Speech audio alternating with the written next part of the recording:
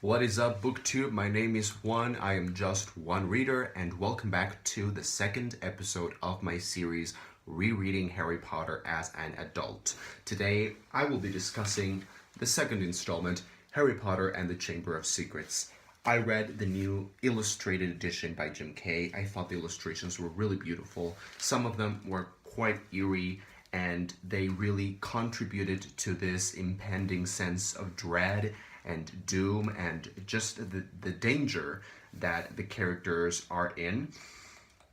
And I cannot wait for the next installments in the series. Particularly, my current favorite is Harry Potter and the Goblet of Fire, and I cannot wait to see what Jim Kay makes of that, because I think there's a big opportunity for really great illustrations like the Triwizard Tournament in Voldemort and the Priori Incantatem scene, and there's just so many opportunities in the series. So I thought the illustrated edition was really great. It really contributed to the Harry Potter universe. Jim Kay has a fresh, new, but still very accurate and classical take on the Harry Potter universe, and overall, I have really enjoyed his reimagining of this world. So, yeah, kudos for Jim Kay. I'm really enjoying the illustrated edition so far. Now, I remember that when I first read this book, I was like 8 years old, give or take, and this book was really horrifying. I was so afraid. I was constantly tense. I remember the first time that I read this scene where they find the writing on the wall that says the Chamber of Secrets has been opened again, enemies of the air beware, and how Hogwarts get this feeling of impending doom and there's like menace in every corner.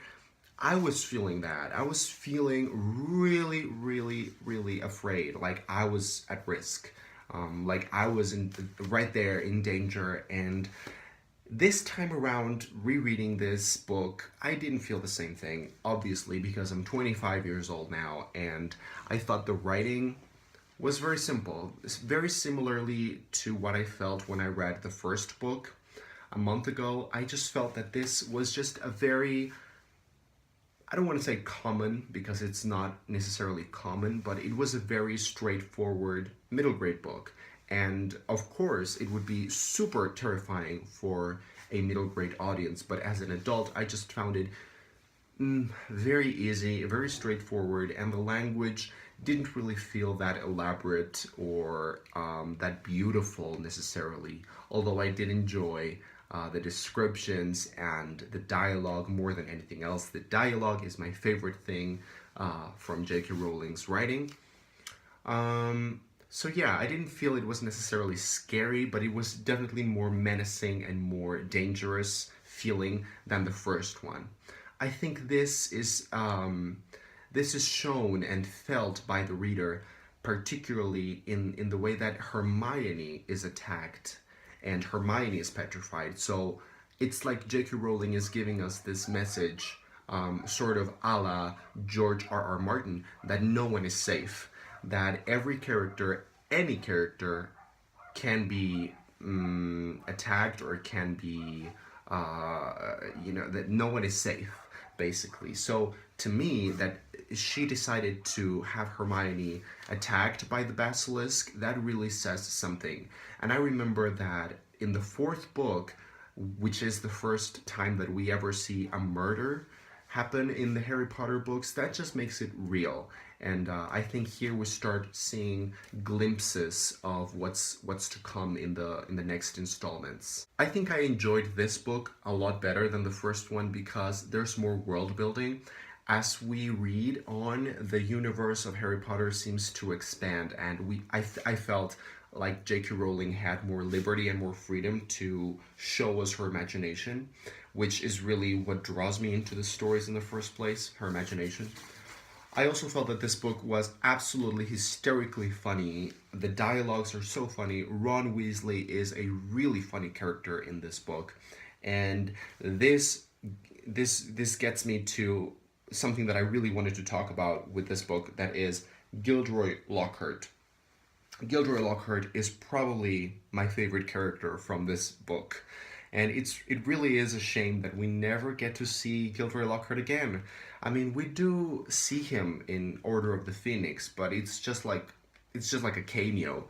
We don't really ever get to see him participate anymore in this story. And I think that's a shame because Gilderoy Lockhart is such a wonderful, ridiculous, funny character that J.K. Rowling is probably using to make fun and criticize and comment on fame and narcissism and celebrity and yeah, I just thought he was a very complex character in a way that he is used as a metaphor or as a symbol for celebrity, and how he acts and reacts with other celebrities like Harry himself.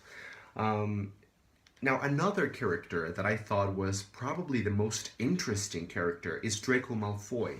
Draco is a character that is always there. He's present from the very first book, but he's not a character that I usually talk about. And now that I'm rereading the series again as an adult, I think that Draco is really one of the most interesting characters and one of the more complex, layered characters. He is another symbol, I think, for many themes that run throughout this series, such as prejudice, race, and more than anything, vulnerability. I think Draco is a great symbol for vulnerability because he is the product of his world, of his society, of his family, of his father's and mother's values. He is a product. And it almost feels like Draco Malfoy is not really a person with his own agency, with his own intentions, with his own mind. I almost feel sorry for him because he is just a product of his environment. And now that we're talking about Draco Malfoy and Gilderoy Lockhart, I feel that I need to say this. I think that one of J.K. Rowling's biggest talents is writing unlikable characters. Ever since the first book and until the very end of the series, we see characters that are so ridiculous or unlikable that she just makes us laugh and hate them. But it's just, for example, Gilderoy Lockhart, and then we will see Umbridge. We will see, well, Snape is kind of there, but Rita Skeeter, all these characters that are so unlikable or so ridiculous that they add a lot of humor and a lot of darkness, and I just particularly enjoy J.K. Rowling's unlikable characters. I think she really excels at that. And finally, something else that I noticed upon rereading this book for the millionth time as an adult is that sexuality is starting to appear very subtly, and it's not very easy to pick up on that, but I think sexuality is definitely starting to make its rounds in the Harry Potter universe. There's a lot of sexual innuendo in here, or some lines, some situations, and some dialogue that can be definitely interpreted in more than one way. There's this scene at the beginning of the book, I think, more or less, when Percy is in his... They say that Percy Weasley is in his bedroom, locked in his bedroom all the time, polishing his wand. Really? That was so funny. It was very funny, and I don't know if that was intentional or not, but that just really tells you that sexuality is starting to emerge. And yes, then we find out that Percy is doing something in his bedroom that he shouldn't be doing, something private, something intimate.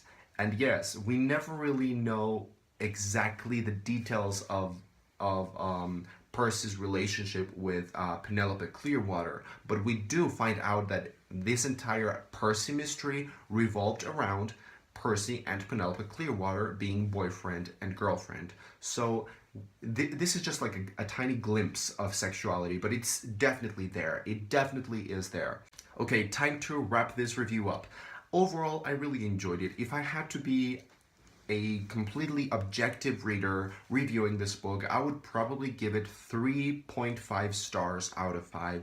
I thought it was very entertaining. It added a lot in terms of world building and character development, and it's a very good sequel. It's actually better than the first one, in my opinion, by miles. It's much better.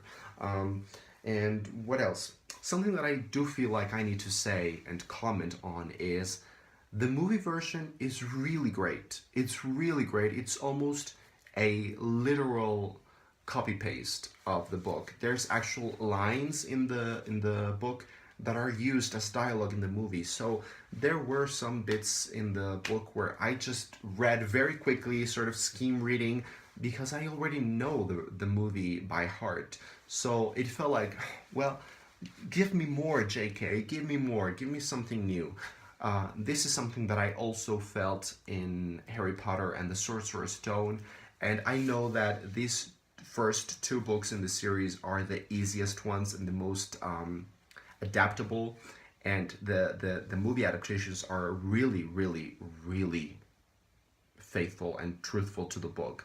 However, I am really excited to see what I feel rereading the next two books, because books 3 to 7 are a lot harder to adapt, and there's a lot in the books that never found a place in the movies. So I'm really excited to see what happens when I reread the next installments in the series.